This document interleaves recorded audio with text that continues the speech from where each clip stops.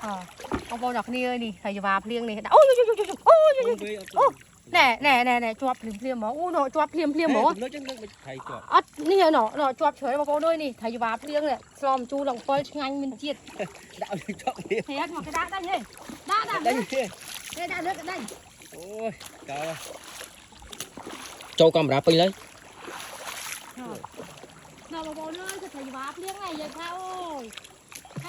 thấy vậy thấy à? Mày ơi. Này, các bạn lốp rồi, ôi camera chụp này, thấy chụp mình tên ấy để. này bông bông đọc lia thấy và liêng này, chụp lại vô từ. Lốp. Mai bà hao ngọc lại nè, nấu á. Nấu trắng rồi. Một cố luôn. Mà thì đây này, thèm trương, thấy dễ chết không mà.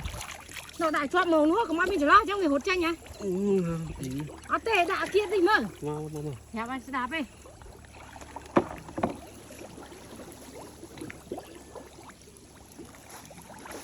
Theo, nó có mương ở đây này. Đây, nó sẽ đại mưa thằng. Nó sẽ đại mưa nước với nhé. Mấy chặt liếng này không dùng phê, đo rồi lươn. Đói xài cho tiền. Rồi. Mình trồng liếng nhá.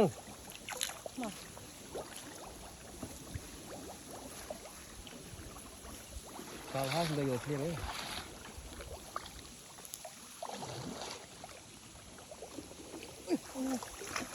Phải không mày không mày con mình cũng bán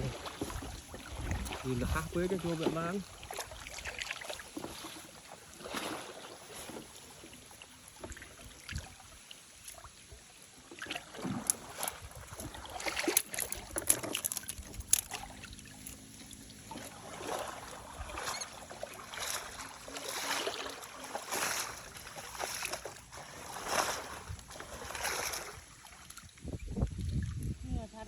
quay nhở cho tam khối to thì không nè dạ thầy tròn với dạ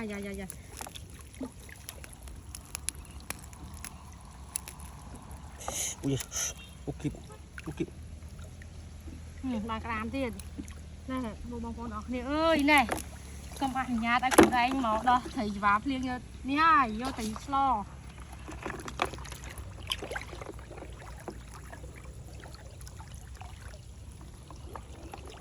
chọp mù là nè ơi đánh lạc lắm không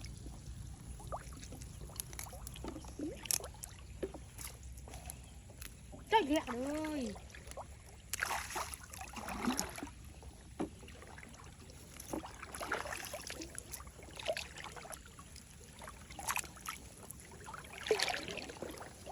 ui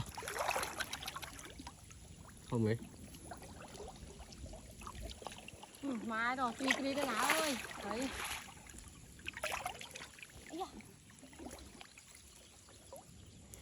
nè đặng nghe luôn giờ thông cái muối này ở đây là cặp bọc cá đi nè cặp bọc đã khỏi nhẹ muối á rồi mà thấy cho vào lòng nhây máu à tôi cho bài chết món con gì chứ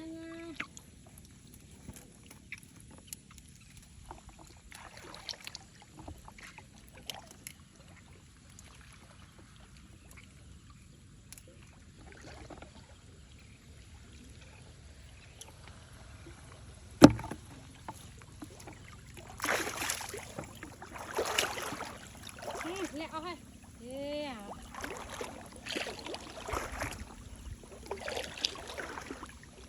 chặt chuồn chặt đánh chân chặt thôi thấy mình hai chặt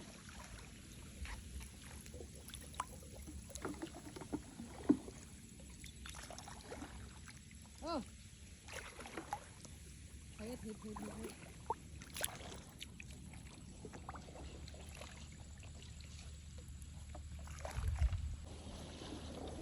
này bằng ô nơi này mưa không con chuẩn mình tên mỏ nè ô mài mới sạch thầy này ở đây đặt môn thầy chụp liếng đọc sen làm đặt thầy chụp liếng đọc sen nhom đấy đọc chụp liếng nhom đọc sen phụ tham mình cái cả to này chẳng á chẳng chạy viên kia đỏ nhom đọc thầy chụp liếng ở đây đọc thầy chụp liếng hay còn plek chuột nè xa nè xa cái bông tuốt đó mà con đọc lia slom chu ngay mình tên niệm mình tự cuốn mình thấy chẳng na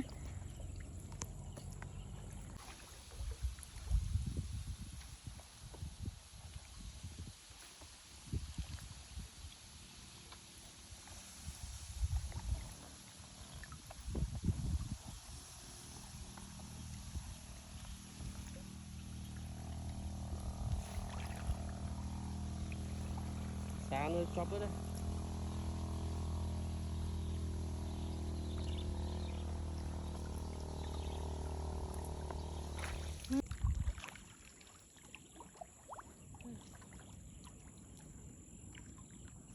Chủ áo vậy.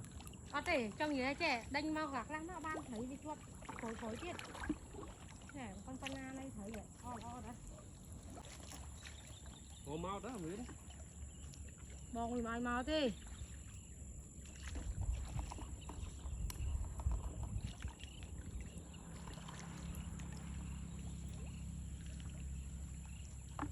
Chưa nè rồi. này đánh gạc lắm rồi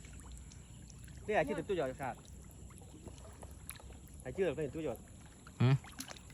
lên thấy mót thì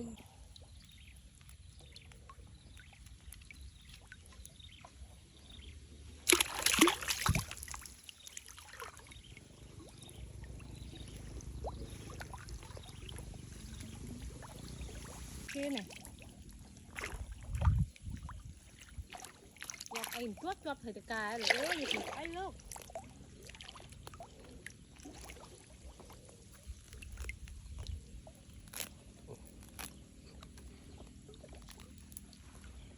Mình lên kia không?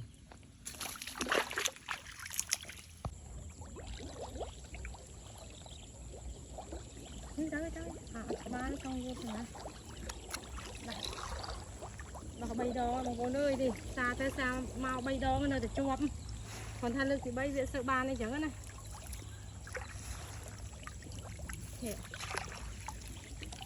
nhanh thiết hả đã mà phá thiết thở ban trời này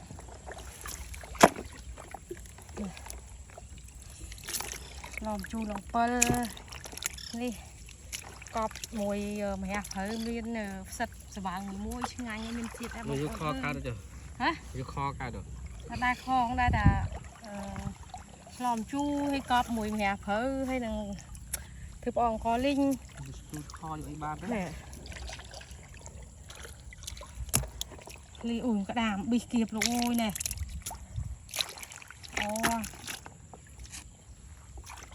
tia hai bông bó nơi mình ở đây mong một muối chiếng ấy đây hiệp trong ta tia hởแต่เธอไทยเลยลึกลายไทยวิสอยปูวีหางปูจังนะไทยตะกูลไปเฉินได้แต่บางแบบซาวิฮอตไปมือถวยปปนาในแต่เห็นหมายควายที่ตรงโอ้ปูนอนมินมาไทยที่ทหารนี่เป็นยังไงเนี่ยดังซาได้แต่ชอบที่แต่ใครยุกป่วยในคลองไทยเยอะบ้ายังกัดมือเพลิดเคยจังนะใบ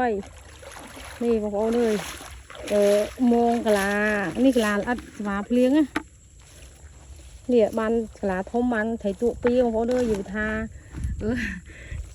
ใบไส้ดาวrồi hiểu liền là hiểu kia mình phục vụ trong hiểu trong tí trong bò lồi đó môn một ôn môn đến thầy thùng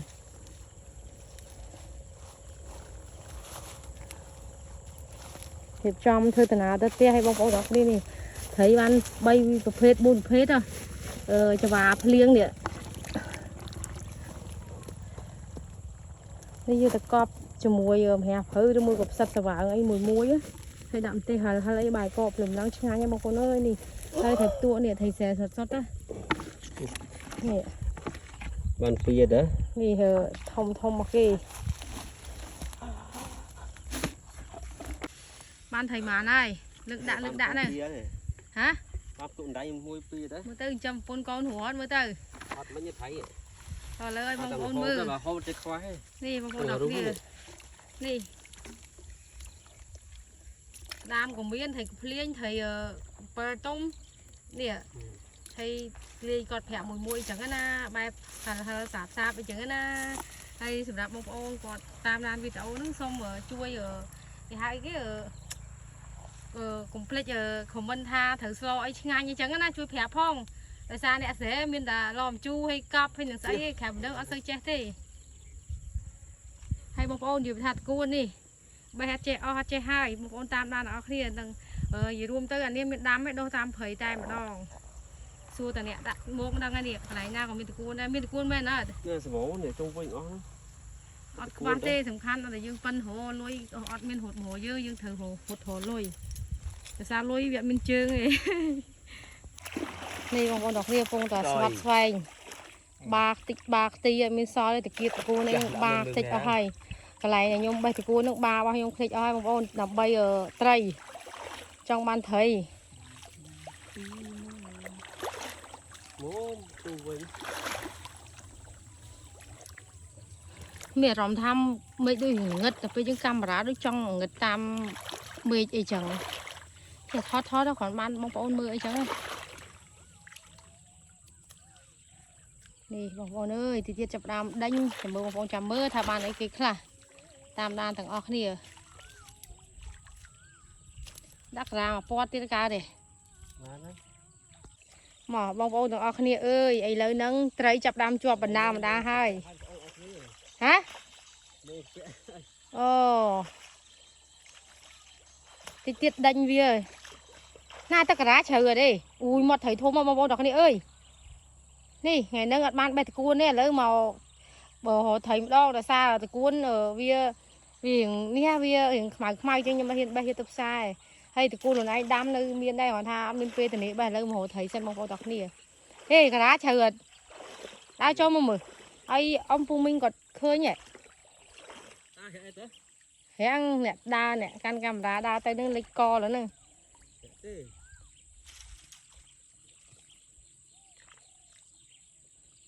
អូយមើលដេញវាជាប់ហើយនេះបងប្អូនទាំងគ្នានេះខ្ញុំដាក់ហើយខ្ញុំដេញចឹងយើងដាក់ភ្លាមលើកមើលភ្លាមអីចឹងណា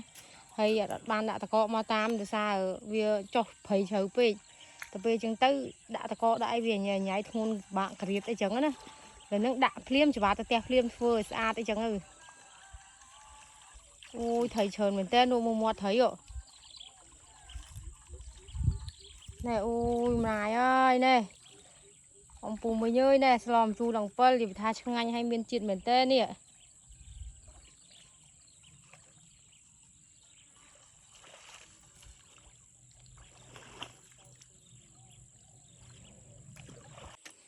ពងធ្វើអីនេះនេសាទ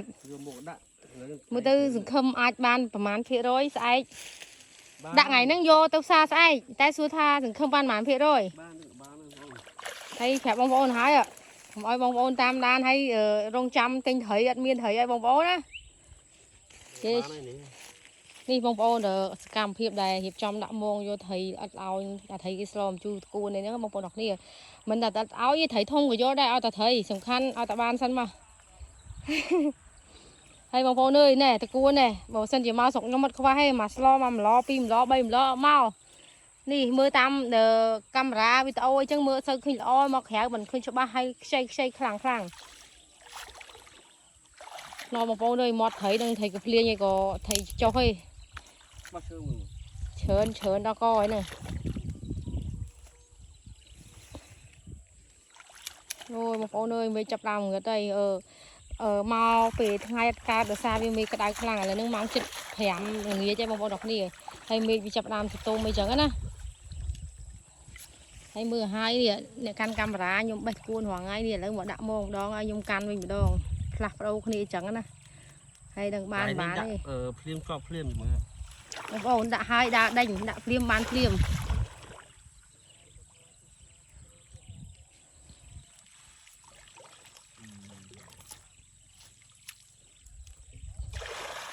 អូយតគូនច្រើនដល់ហើយនេះមានទឹកមានត្រីមានតគូនទៀតបងប្អូនទាំងអស់គ្នាអើយស្រុកនេះអត់ខ្វះម្ហូបអាហារទេសំខាន់កុំឲ្យតែយើងខ្ជិលណោះបងប្អូនជាប់មួយហើយត្រីកំភ្លៀងអេកំដោះអាហ្នឹងធ្វើឲ្យផ្លាសេវាធ្វើឲ្យស្អាតលាងទឹកឲ្យស្អាតផ្លាសេនិយាយរួមទៅធ្វើឲ្យនឹងតែល្អស្លទៅក៏ឆ្ងាញ់ដែរជិះខ្លួនឯងដាក់មកមិនដៃបាត់ទៅនេះកើតអាណាចុះចឹងងាប់